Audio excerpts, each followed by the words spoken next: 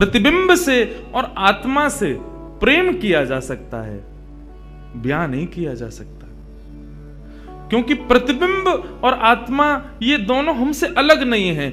ब्याह के लिए एक अलग व्यक्ति चाहिए, एक हमसे कोई अलग हो, हमसे कोई जुदा हो, दो लोग चाहिए तब ब्याह संपन्न होता है। लेकिन कृष्ण और राधा, इन दोनों में भेद है ही नहीं। किशोरी जी और ठाकुर जी में कभी भी कदापि कोई भेद नहीं है।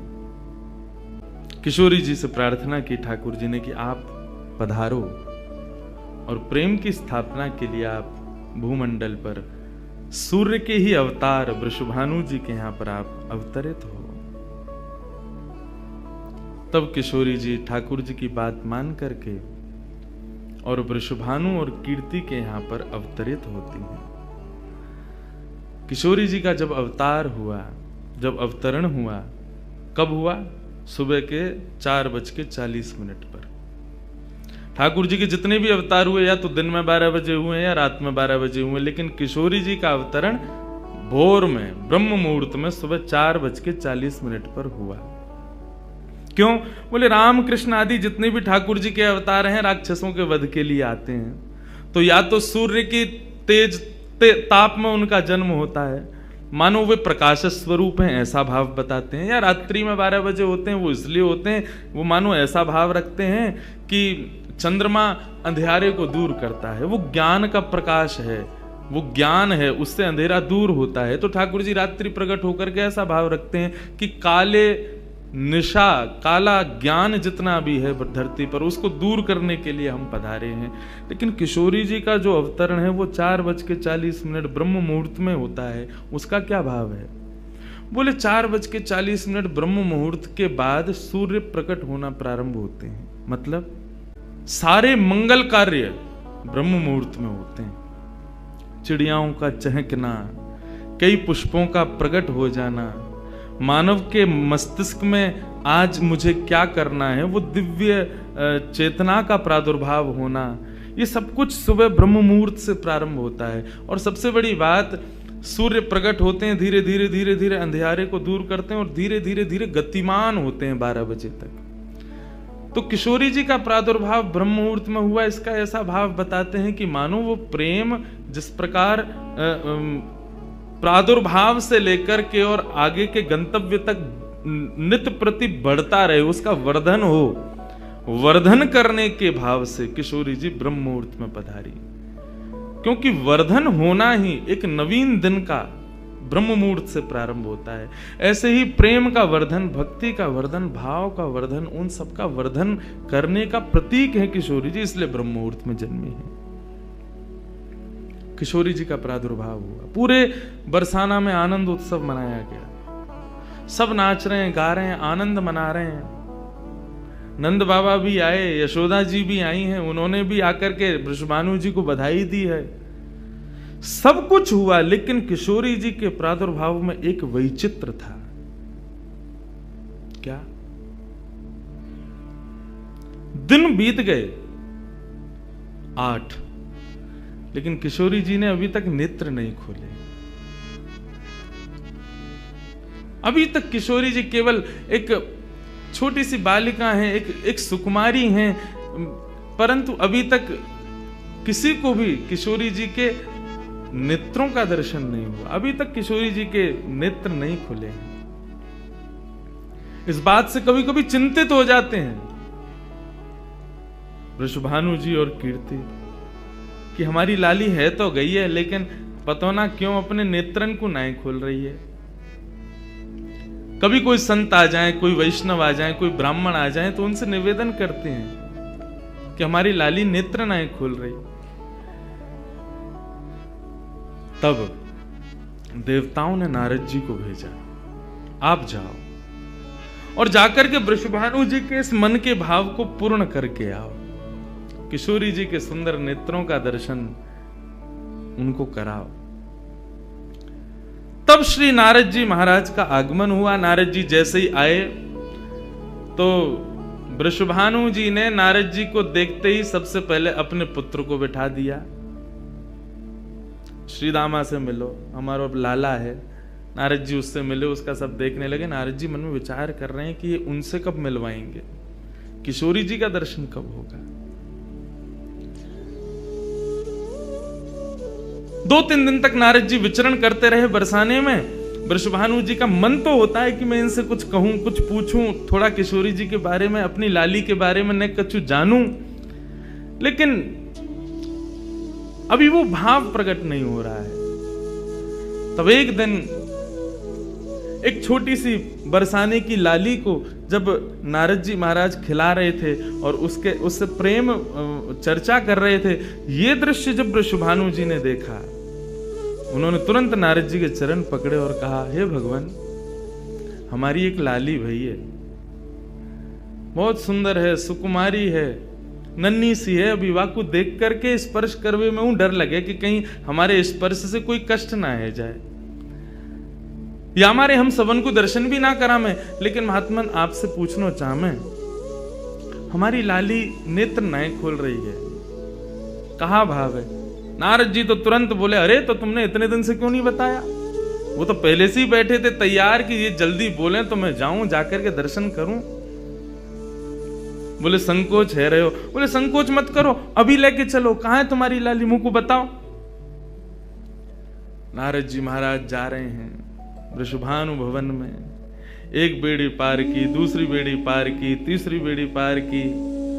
जैसे ही भीतर पहुंचे हैं, सुंदर सुगंधी भीतर से प्रकट हो रही है।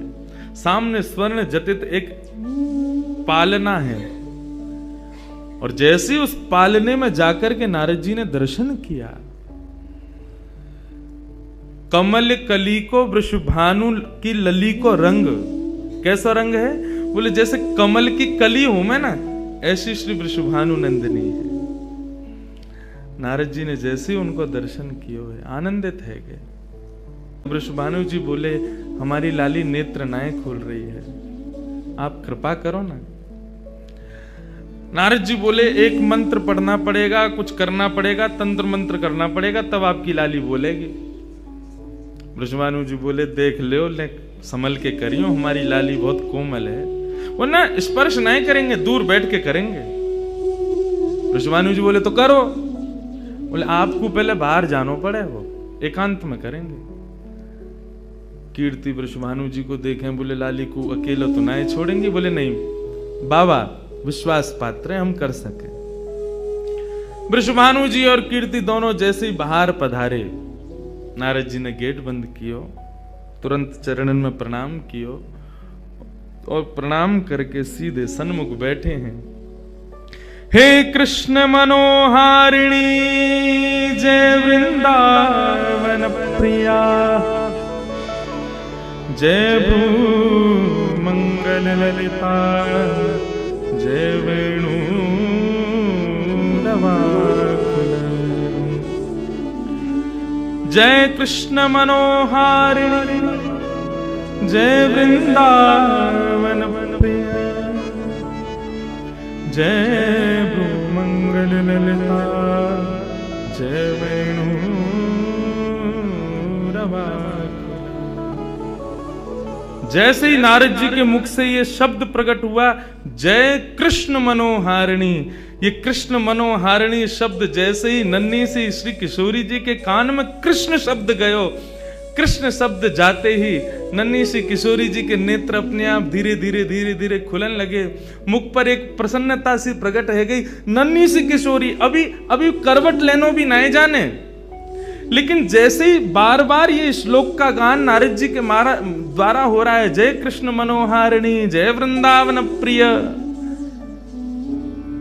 इसको सुनकर के किशोरी जी जो अभी करवट लेनो भी ना जाने, वो अपने पालना को पकड़ करके अपने पालना से उछक करके वहीं से झांक करके श्री नारद जी को देख रही हैं। और नारद जी ने जैसे किशोरी जी के रूप को देखो है, सुंदर मृगनयनी किशोरी जी आज नारद जी को देख रही हैं। मुख में भी दांत ना है, बिना दांतन के किशोरी जी के मुखमंडल की प्रसन्नता देख करके नारद जी आनंद विभोर हो गए।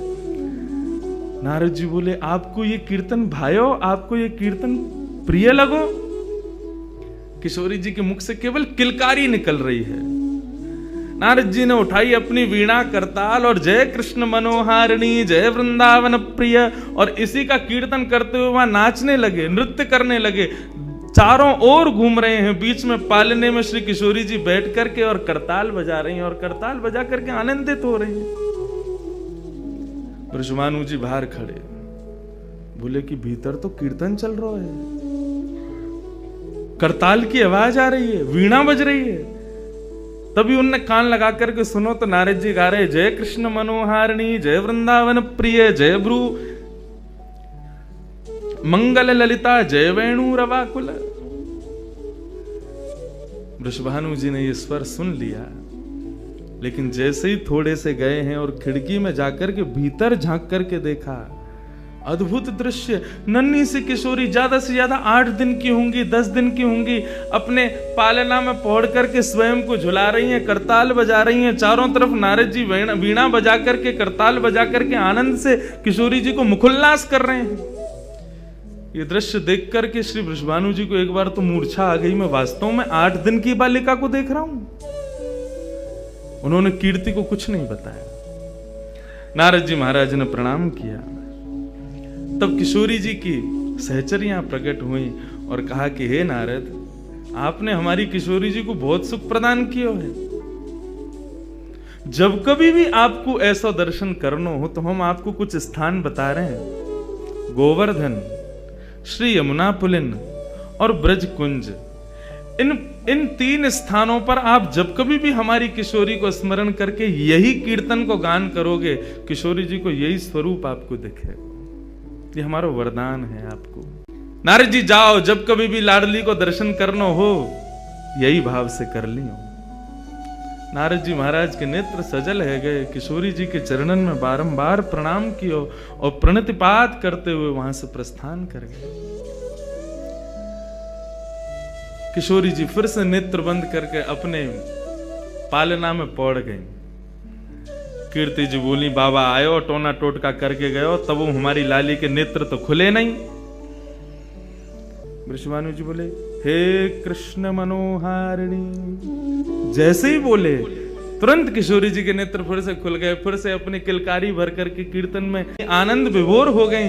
अब तो जैसे ही ये भाव देखो, वृषभानु जी ने कीर्ति को सुनायो, कीर्ति भी वही गा रही है। पूरा बरसानो आकर के श्री कृष्ण कीर्तन करने लगो और बीच में मध्य में बैठ करके किशोरी जी अपनी करताल बजा रही हैं, किलकिल करके हंस रही हैं, इतनी आनंद विभोर रह रही हैं।